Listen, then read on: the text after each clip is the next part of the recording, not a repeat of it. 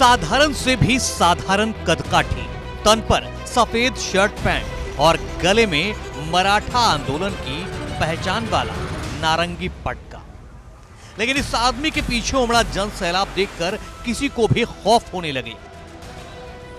अगर नहीं जानते हैं तो पहचान लीजिए, ये मनोज जारांगे हैं, मराठा आंदोलन के अगुवा या यूं कहें मराठा आंदोलन का सबसे खास चेहरा।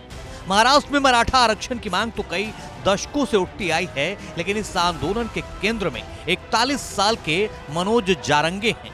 मनोज बीड के रहने वाले हैं, लेकिन वे जालना के एक होटल में काम करते हैं। शुरू में वे कांग्रेस के कार्यकर्ता थे, लेकिन बाद में उन्होंने मराठा समुदाय के लिए शिवबा संगठन बनाया। वहीं मनोज जारंगे अपने समर्थकों के जन सैलाब के साथ मुंबई कूच कर रहे हैं।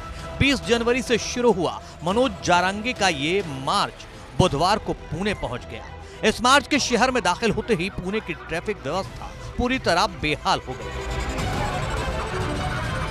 मराठा आरक्षण के लिए आंदोलन कर रहे मनोज जारंगे का विरोध मार्च लोनावाला से होकर 26 जनवरी को मुंबई के आजाद मैदान पहुंचने वाला है। जारंगे ने मुंबई में शक्ति प्रदर्शन की बड़ी चुनौती दे डाली है।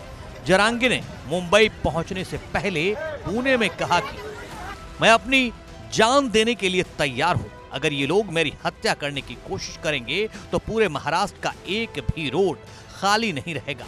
मैं बिना आरक्षण के वापस नहीं जाऊंगा। हम मुंबई में अपनी ताकत दिखाएंगे। यहां 2 से 2.5 करोड़ लोग जुटेंगे। जारंगे के मुताबिक अगर सरकार आंदोलन को नजरअंदाज करती है तो वो मुंबई के आजाद मैदान में भूख हड़ताल करेंगे। जारंगे की मांग राज्य के मराठाओं को कुणबी समाज में शामिल करने की है। इससे पूरी कम्युनिटी ओबीसी की श्रेणी में आ जाएगी और आरक्षण का लाभ ले सकेगी। महाराष्ट्र की सियासत में मराठाओं का बड़ा प्रभाव रहा है। राज्य में मराठा समुदाय की आबादी 30% से ज्यादा है। 2018 में महाराष्ट्र में मराठा आरक्षण के लिए बड़ा आंदोलन हुआ था। इसके बाद महाराष्ट्र सरकार ने विधानसभा में बिल पास किया था। इसके तहत राज्य की सरकारी नौकरियों और शैक्षणिक संस्थाओं में मराठाओं को 16% आरक्षण देने का प्रावधान किया गया था, लेकिन मराठाओं को इसका लाभ मिलता इससे पहले ही मामला कोर्ट पहुंच गया। इस बिल के खिलाफ बॉम्बे हाईकोर्ट में याचिका लगाई गई। बॉम्बे हाईकोर्ट ने आरक्षण रद्द नहीं किया था, हालांकि इसे घटाकर शिक्षण संस्थाओं में 12% और सरकारी नौकरियों में 13% कर दिया।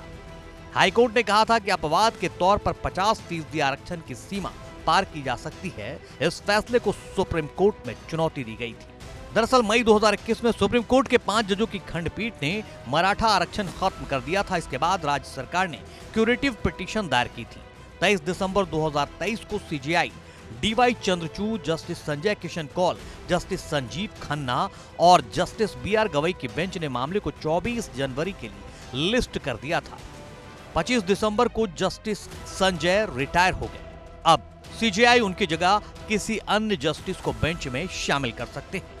इधर महाराष्ट्र पिछड़ा आयोग ने 23 जनवरी से आरक्षण के लिए सर्वे शुरू किया है।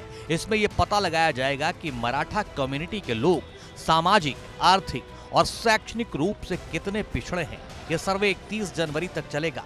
राज्य के करीब 4250 कर्मचारी इसमें लगे हैं, लेकिन मनोज जारंगे अपने समर्थकों के साथ मुंबई कूच करने पर अड़े हैं।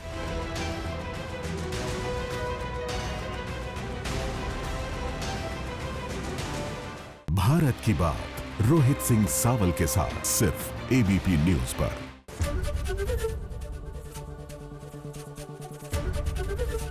एबीपी गंगा, खबर आपकी, जुबान आपकी।